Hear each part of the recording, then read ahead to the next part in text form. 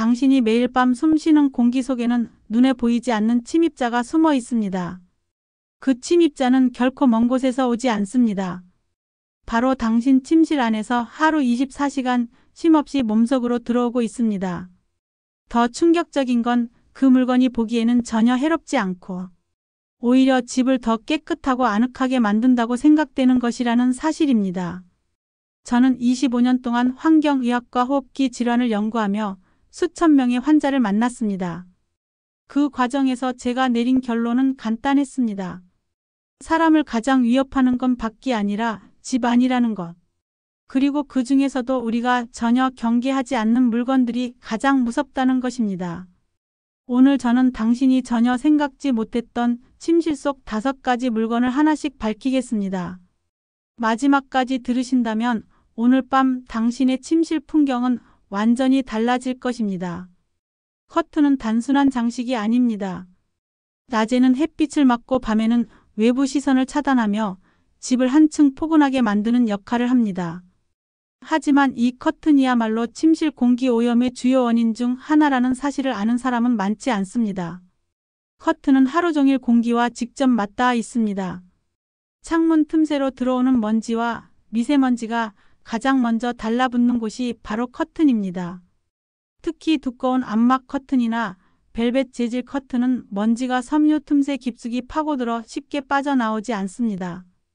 이 먼지 속에는 진먼지 진드기 사체와 배설물 곰팡이 포자 세균이 함께 섞여 있습니다. 당신이 커튼을 살짝 흔드는 순간 그 안에 있던 미세입자들이 공기 중으로 퍼져나가고 우리는 그 공기를 아무렇지 않게 들이마십니다. 더 큰 문제는 커튼의 제조 과정입니다. 방염 처리나 방수 처리 그리고 색상을 오래 유지하기 위해 각종 화학약품이 사용됩니다. 이 화학물질 중 일부는 포름알데히드와 같은 휘발성 유기화 합물로 알려져 있으며 장기간 노출되면 두통, 피로감, 호흡기 자극뿐 아니라 호르몬 균형에도 영향을 줄 수 있습니다. 특히 새 커튼은 처음 몇 달 동안 화학물질 방출량이 높습니다. 그 상태로 환기가 잘 안 되는 침실에 걸어두면 밤새 그 냄새와 기체를 마시게 됩니다. 저는 한 50대 부부를 기억합니다. 아내가 원인 모를 기침과 피부 가려움으로 몇 달을 고생했습니다. 집안 청소를 매일 했고 침구도 자주 빨았지만 증상은 나아지지 않았습니다. 제가 집을 방문했을 때 커튼이 눈에 띄었습니다. 두꺼운 벨벳 재질로 8년간 세탁하지 않은 상태였고 커튼을 살짝 흔드니 눈에 보일 정도로 먼지가 날렸습니다. 검사 결과 커튼 표면에서는 곰팡이 포자와 진먼지 진드기, 알레르기 유발 물질이 기준치의 수십 배 이상 검출됐습니다. 커튼을 전부 세탁하고 한여름 햇볕에 완전히 건조한 뒤 다시 걸었더니 2주 만에 아내의 기침이 절반 이상 줄었습니다. 해결책은 간단합니다. 커튼은 최소 6개월에 한 번 이상 세탁해야 하며 두꺼운 암막 커튼은 가능하면 계절에 맞춰 교체해야 합니다. 세탁 시에는 60도 이상의 뜨거운 물을 사용하면 곰팡이와 진드기를 제거하는 데 효과적입니다. 또한 커튼을 처음 구입했을 때는 최소 일주일 이상 햇볕에 말리거나 환기된 공간에 걸어 화학물질 냄새를 줄이는 것이 좋습니다. 커튼은 집을 아름답게 만들지만 관리하지 않으면 침실 공기를 오염시키는 주요 범인이 됩니다. 당신이 아침마다 목이 칼칼하거나 코가 막히는 이유가 창문 밖 미세먼지가 아니라 바로 눈앞의 커튼 때문일 수 있습니다. 이제 커튼을 정리하고 나면 당신의 시선은 자연스럽게 또 다른 건강의 적을 향하게 될 것입니다. 그 적은 생각보다 훨씬 작고 평소에는 전혀 위협적이지 않아 보이는 물건입니다. 옷장을 열었을 때 풍기는 은은한 향의 안도감을 느끼는 사람들이 많습니다. 벌레가 옷을 갉아먹지 않을 것 같고 습기가 차서 곰팡이가 피지 않을 것 같으니 마음이 놓이기 때문입니다. 그러나 이 향의 정체를 제대로 알게 된다면 다시는 옷장에 얼굴을 가까이 대고 숨을 들이마시지 못할 것입니다. 그 향은 대부분 방충제와 방습제에서 기화된 화학물질입니다. 그리고 이 화학물질이 하루 24시간 당신의 호흡기를 통해 몸속으로 들어가고 있습니다. 방충제의 대표적인 성분은 나프탈렌과 파라디클로로벤젠입니다. 나프탈렌은 오래된 옷장에서 나는 특유의 냄새를 만들어내는 성분입니다. 장기간 노출되면 적혈구를 손상시켜 빈혈을 일으킬 수 있고 간 손상과 신경계 이상을 유발할 수 있다는 연구 결과도 있습니다. 파라디클로로벤젠은 곤충을 죽이는 살충 효과가 뛰어나 방충제의 주성분으로 사용되지만 휘발성 유기화 합물에 속하며 간과 신장에 부담을 주고 호흡기를 자극합니다. 무엇보다 이 두 성분은 기화가 잘 되어 옷감에 깊숙이 스며듭니다. 그렇게 스며든 화학물질은 옷을 입을 때 피부로 흡수되고 호흡으로도 다시 들어갑니다. 방습제도 생각보다 안전하지 않습니다. 대부분의 방습제는 실리카겔이나 염화칼슘을 사용합니다. 실리카겔은 독성이 약하지만 가루 형태로 날리면 호흡기를 자극할 수 있습니다. 염화칼슘은 습기를 흡수하면 강한 부식성 액체로 변해 포장재가 손상되면 내용물이 흘러나와 피부에 닿아 화상을 입을 수 있습니다. 게다가 장기간 옷장 안에 방치된 방습제는 내부에 곰팡이나 세균이 번식하기 쉬운 환경을 만들기도 합니다. 저는 60대 남성 환자 한 분을 기억합니다. 그는 아침마다 이유 없는 두통과 메스꺼움을 호소했습니다. 더 이상 견디기 어려울 정도라며 병원을 찾아왔지만 기본 혈액 검사와 영상 검사에서는 큰 이상이 없었습니다.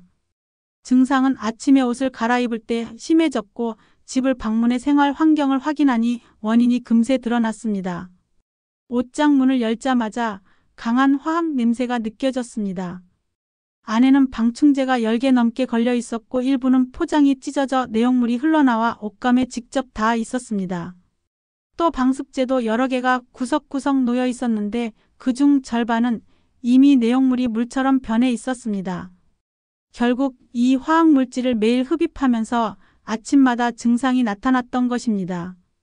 그 환자는 방충제와 방습제를 전부 제거하고 옷장을 청소한 뒤 2주 만에 증상이 절반 이상 줄었고 한 달 후에는 거의 사라졌습니다.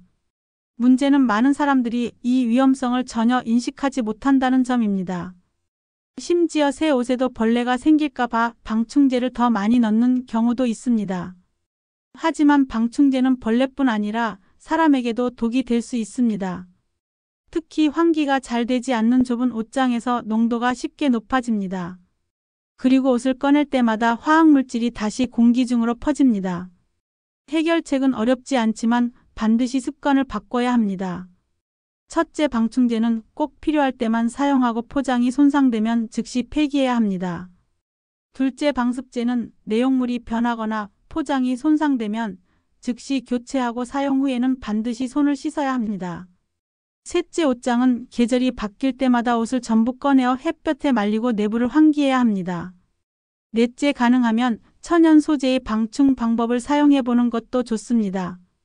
예를 들어 삼나무 조각이나 라벤더 주머니는 화학물질 없이 벌레를 억제하고 은은한 향을 남길 수 있습니다.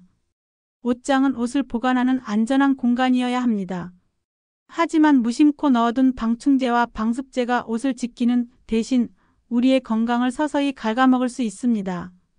한번 옷장에서 나프탈렌 냄새를 맡을 때마다 그것이 옷감만이 아니라 폐와 간에도 스며들고 있다는 사실을 떠올리셔야 합니다. 이제 옷장을 정리한 뒤에는 자연스럽게 시선이 벽으로 향할 것입니다. 왜냐하면 그 벽이 생각보다 훨씬 오래된 독을 내뿜고 있기 때문입니다. 당신이 매일 기대어 쉬는 그 벽이 지난 수년 동안 쉼없이 독성가스를 내뿜고 있다는 사실을 아십니까? 벽지는 단순한 장식이 아닙니다. 그 안에는 사람의 눈에 보이지 않는 화학물질이 숨겨져 있고 그중 대표적인 것이 바로 포름알데히드입니다. 이 성분은 무색무취에 가깝기 때문에 우리는 그 존재를 전혀 인식하지 못한 채 매일 호흡하고 있습니다. 포름알데히드는 벽지 제조 과정에서 접착제, 방부제, 방염 처리제 등의 광범위하게 사용됩니다. 이 성분은 휘발성이 강해 시공 직후 몇 달간 가장 많이 방출되지만 놀랍게도 5년, 10년이 지나도 아주 미세하게 계속 방출됩니다. 낮에는 창문을 열어도 밤에는 창문을 닫고 자는 시간이 길어지기 때문에 포름알데히드 농도는 서서히 쌓이게 됩니다. 이렇게 축적된 공기를 매일 7시간 이상 들이마시면 장기적으로 호흡기 점막을 손상시키고 폐 기능을 떨어뜨릴 수 있습니다. 세계보건기구는 포름알데히드를 1급 발암물질로 분류하고 있습니다. 제가 진료했던 한 40대 여성 환자는 이사 후 3개월째 이유 없는 두통과 집중력 저하를 호소했습니다. 병원에서 뇌와 혈액 검사를 했지만 뚜렷한 원인이 나오지 않았습니다. 그녀의 말을 들으며 저는 집 환경을 의심했습니다. 집에 방문해 보니 벽지는 합지 벽지였고 시공한 지 2개월밖에 되지 않은 상태였습니다. 게다가 겨울이라 난방을 자주 하고 환기를 거의 하지 않았습니다. 실내 공기질 측정기를 가져가 재보니 포름알데히드 농도가 권장치의 3배를 넘었습니다. 그녀는 친환경 벽지로 교체하고 하루 3번 이상 환기를 생활화한 뒤 2달 만에 두통이 완전히 사라졌습니다. 포름알데히드의 위험성은 새집이나 리모델링 직후에만 해당되는 것이 아닙니다. 10년 이상 지난 집에서도 여름철 고온다습한 환경에서는 방출 속도가 빨라집니다. 또한 벽지뿐 아니라 바닥 마감재 가구 커튼 등에서도 동시에 방출되기 때문에 누적 노출이 심각해집니다. 특히 아이와 노년층은 호흡량 대비 체중 비율이 높아 같은 농도에서도 더 많은 영향을 받습니다. 문제는 포름알데히드가 눈에 보이지 않기 때문에 사람들은 미세먼지에는 민감하면서도 이 물질에는 거의 무방비 상태라는 점입니다. 공기청정기를 아무리 켜도 필터가 포름알데히드를 완전히 제거하지는 못합니다. 결국 공간 전체의 환기와 흡착이 필요합니다. 해결책은 다음과 같습니다. 첫째, 하루 최소 2번 이상 15분씩 맞바람이 통하게 환기를 해야 합니다. 이때 단순히 창문 하나만 여는 것이 아니라 맞은편 창문을 열어 공기를 순환시켜야 합니다. 둘째, 벽 가까이에 활성탄 제올라이트 대나무숲 같은 흡착제를 두면 휘발성 유기화 합물을 줄이는 데 도움이 됩니다. 셋째, 벽지를 교체할 때는 반드시 친환경 인증 제품을 선택해야 합니다.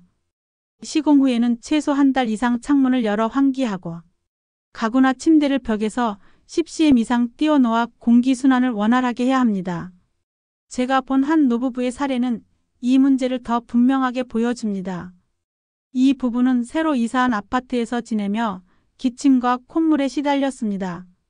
처음에는 겨울철 감기라고 생각했지만 4개월 동안 증상이 계속됐습니다.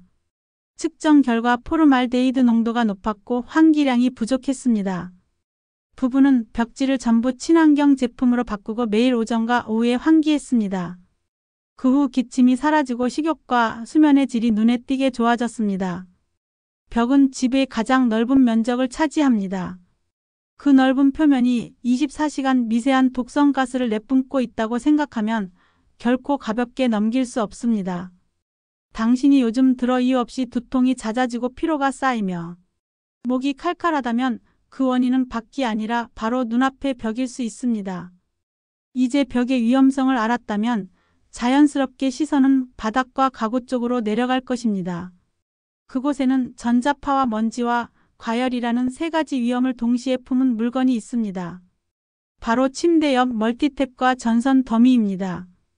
많은 사람들이 침대 옆 협탁 아래나 벽 쪽에 멀티탭을 두고 휴대폰 충전기 스탠드, 공기청정기, 가습기까지 여러 기기를 한꺼번에 연결해 둡니다. 이렇게 하면 편리하긴 하지만 그 편리함 속에 전자파, 화재, 먼지라는 3가지 위험이 동시에 숨어 있다는 사실을 아는 사람은 많지 않습니다. 첫 번째 위험은 전자파입니다. 멀티탭에 여러 기기가 연결되면 전류가 계속 흐르면서 전자파가 발생합니다. 특히 머리맡에서 50cm 이내에 두면 수면 중 뇌와 신경계가 미세한 전자기 자극을 받습니다. 이 자극은 당장 큰 증상을 만들지 않지만 장기간 노출되면 수면의 질 저하, 두통, 집중력 저하를 유발할 수 있습니다. 한 연구에서는 전자파에 지속적으로 노출된 사람들이 깊은 수면 단계인 렘수면에 진입하는 시간이 길어지고 숙면 시간이 짧아진다는 결과도 나왔습니다. 두 번째 위험은 과열과 화재입니다. 멀티탭에 여러 기기를 동시에 꽂으면 전류 부하가 커져 발열이 심해집니다. 특히 침대 옆은 환기가 잘 되지 않아 열이 쌓이기 쉽습니다. 전선 피복이 오래되어 손상되면 스파크가 발생할 수 있고 먼지가 쌓이면 불꽃이 쉽게 번집니다. 실제로 겨울철 난방기와 전기 담요를 한꺼번에 꽂아둔 멀티탭에서 발화해 침실 전체가 불에 탄 사례가 있습니다. 세 번째 위험은 먼지입니다.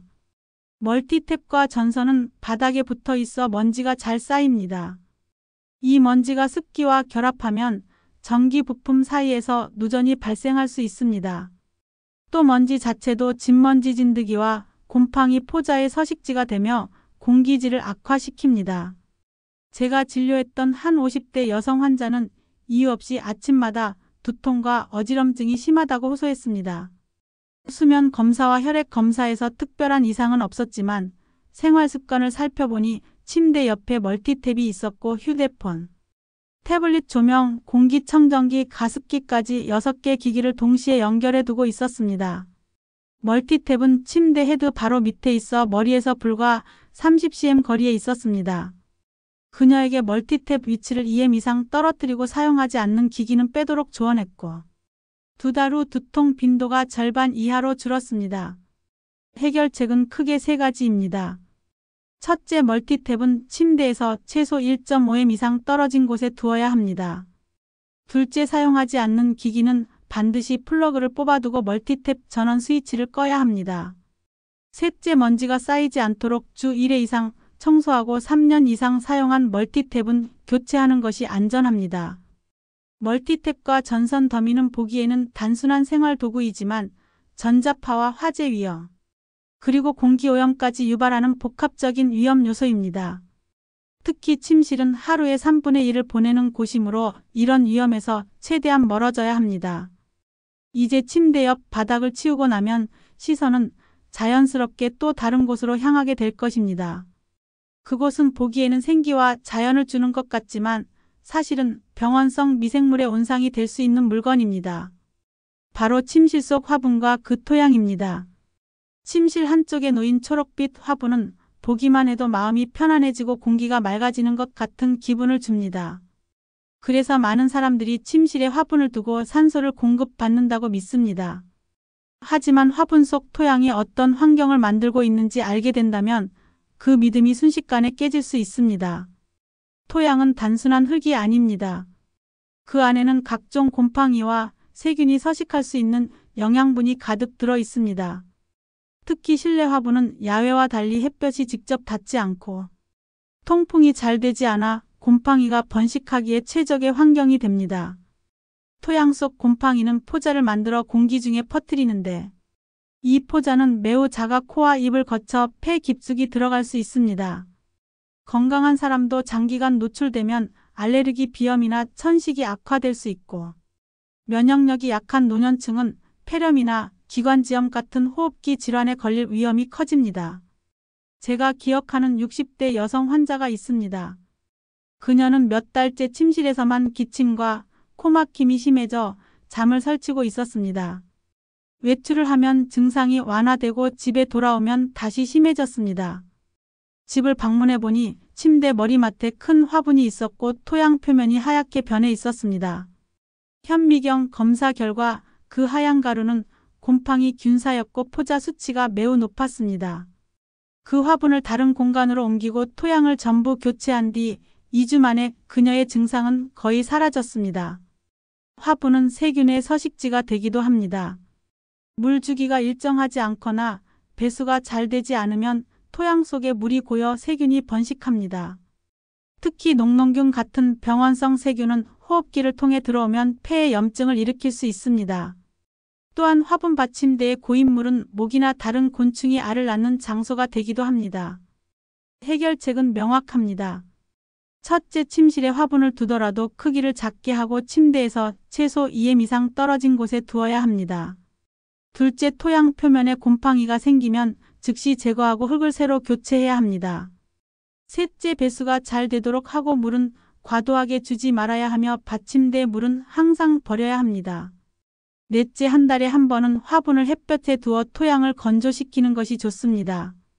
식물은 분명 심리적인 안정과 공간의 아름다움을 줍니다. 하지만 관리하지 않는 화분은 눈에 보이지 않는 곰팡이와 세균을 퍼뜨리는 오염원이 될 수 있습니다.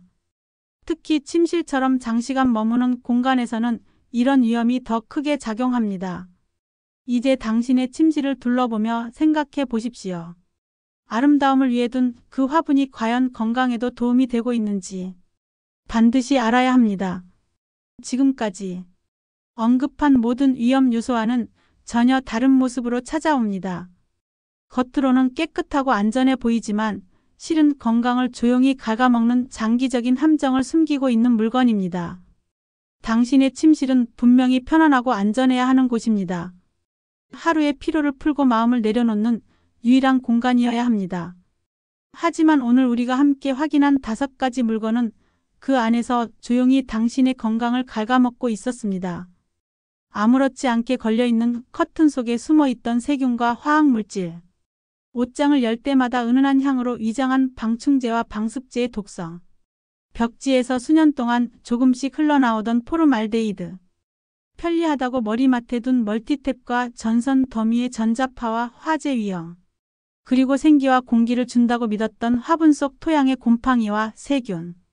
이 모든 것들은 눈에 보이지도 않고 소리도 내지 않지만 매일 밤 당신의 호흡과 피부를 통해 몸속으로 들어오고 있었습니다. 우리는 늘 밖에서 오는 위협에만 집중합니다. 미세먼지, 황사, 바이러스 이런 단어들에는 예민하게 반응하면서 정작 하루에 3분의 1 이상을 보내는 침실 안에 있는 위협에는 너무도 무심했습니다. 건강은 단번에 무너지는 것이 아니라 매일의 작은 노출과 방심에서부터 무너집니다. 아침마다 이유 없이 목이 칼칼하고 머리가 무겁고 피로가 쌓이는 이유가 단순히 나이 탓이나 계절 탓이 아니라는 사실을 이제 아셨을 것입니다. 오늘 들으신 내용은 단순한 생활 정보가 아닙니다. 이것은 당신이 앞으로 10년, 20년을 더 건강하게 살 수 있느냐를 가르는 선택입니다. 당신이 지금 결심하고 침실을 점검하는 그 행동 하나가 가족과 당신의 삶을 지켜줄 것입니다. 침실에서 유해한 물건을 치우는 것은 단지 청소가 아니라 당신의 미래를 지키는 일입니다. 혹시 오늘 밤 당신이 문을 닫고 불을 끄기 전에 이 5가지를 떠올리고 하나씩 점검해 주시기 바랍니다. 그렇게 바꾼 환경 속에서 당신이 맞이하는 내일 아침은 분명히 달라질 것입니다. 이 영상이 도움이 되었다면 구독과 좋아요로 함께 건강한 생활을 만들어 가시기 바랍니다. 앞으로도 당신이 전혀 몰랐던 집 안 속 숨은 위험과 그 해결책을 계속 알려드리겠습니다.